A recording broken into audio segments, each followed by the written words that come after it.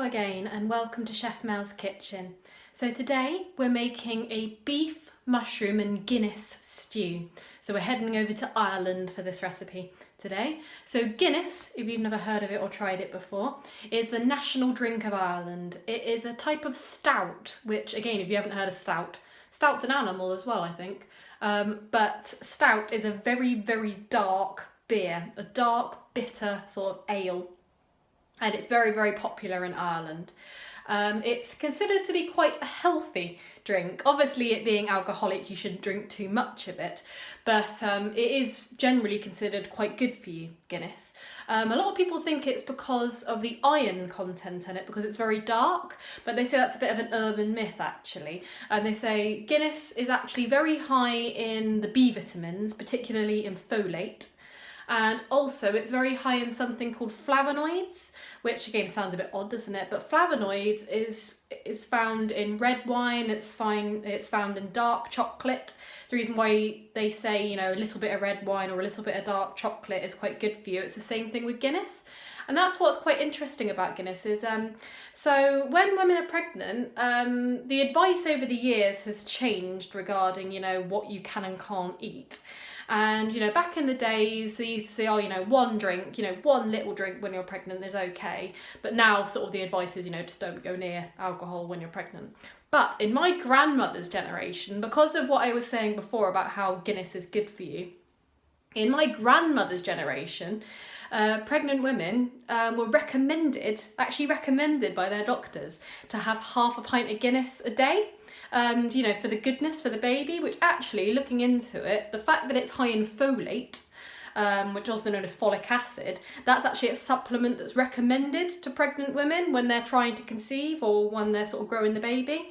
So although I wouldn't concur with the consumption of alcohol during pregnancy, it's quite interesting that a bit of Guinness does you good, and it certainly does this recipe good.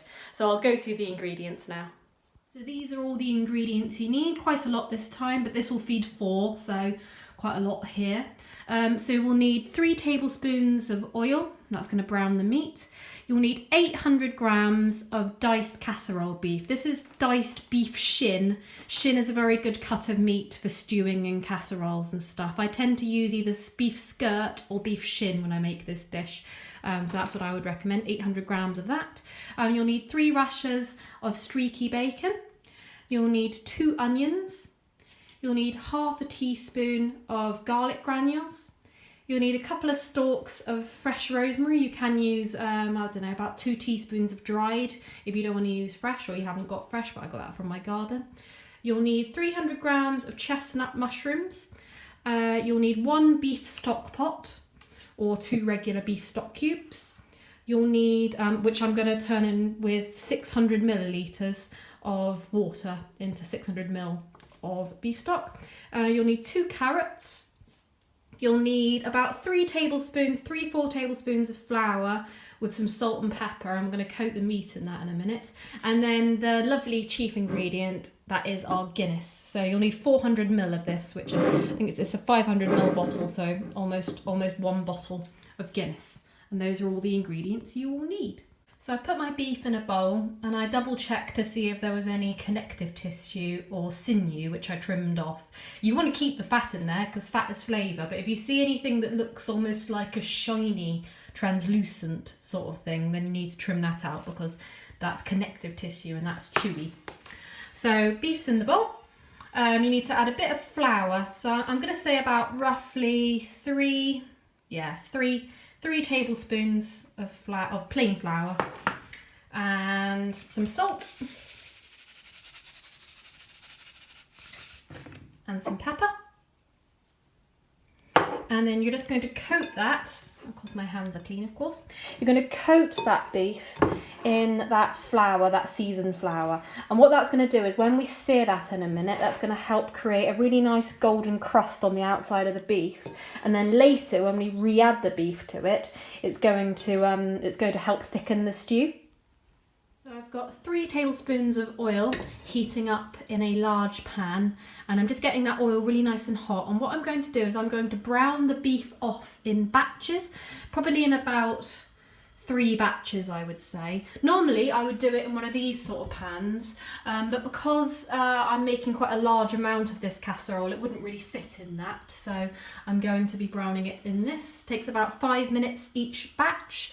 The reason why I'm not chucking it all in straight at once is so that you don't want to overcrowd the pan, because if you overcrowd the pan, the beef sweats instead of fries. So I'm going to add these. Should have a sizzle.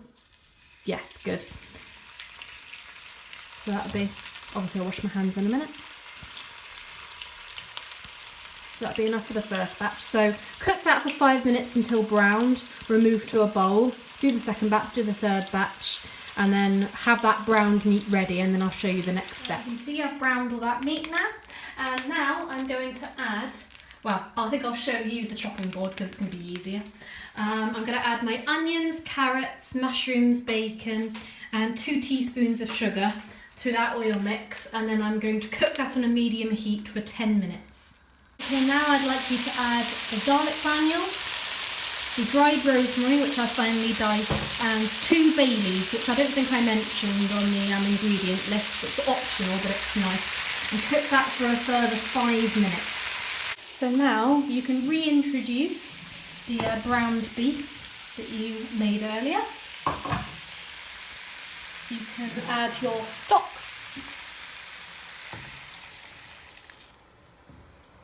And you add the Guinness. I've already removed 100ml from that bottle, and I'm going to save that 100ml, probably to add to a gravy, because it makes a really nice rich gravy for another day.